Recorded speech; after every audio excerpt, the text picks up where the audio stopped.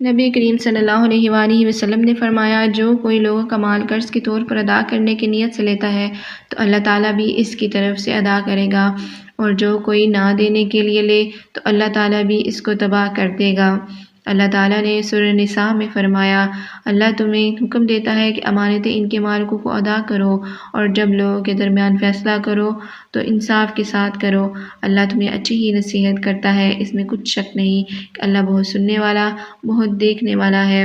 رسول اللہ صلی اللہ علیہ وآلہ وسلم نے فرمایا، اگر میرے پاس احد پہاڑ کے برابر بھی سونا ہو تب بھی یہ میں پسند نہیں کروں گا کہ 3 دن گزر جائیں اور اس سونے کا کوئی بھی حصہ میرے پاس رہ جائے، سوائے اس کے کہ جو میں قرض دینے کے لیے رکھ چھوڑوں۔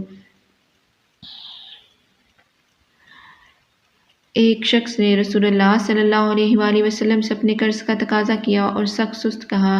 صحابہ رضی اللہ تعالیٰ عنہ نے اس کا جواب صلی اللہ علیہ وآلہ وسلم نے فرمایا، اسے کہنے دو، صاحب حق کے لیے کہنے کا حق ہوتا ہے، اور اسے ایک اونٹ خرید دو۔ لوگوں نے عرض کیا کہ اس کے اونٹ سے جو آپ نے اس کو قرض دیا تھا اچھا ہی اونٹ مل رہا ہے، تو آپ نے فرمایا کہ وہی خرید دو، کیونکہ تم میں اچھا وہی ہے جو قرض ادا کرنے میں سب سے اچھا ہو۔ رسول اللہ صلی اللہ علیہ وآلہ وسلم نماز میں دعا کرتے تو یہ بھی کہتے ہیں، اللہ میں گناہ اور قرض سے تیری پناہ مانگتا ہوں۔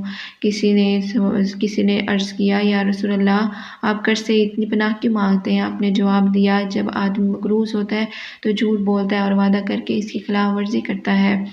اسی طرح ایک بار آپ صلی اللہ علیہ وآلہ وسلم نے فرمایا، ایک شخص کا انتقال ہوا تو قبر میں اس سے سوال ہوا، تمہارے پاس کوئی نیکی ہے؟ اس نے کہا کہ میں لوگوں سے خرید و فروخت کرتا تھا، اور جب کسی پر میرا قرض ہوتا تو میں مالداروں کو مہلت دیا کرتا تھا اور تنگ دستوں کے قرض کو معاف کر دیا کرتا تھا، اسی پر میری بخشش ہو گئی۔ اللہ کے نبی نے فرمایا، مالداروں کی طرف سے قرض کی ادائیگی میں ٹال مٹول کرنا ظلم ہے۔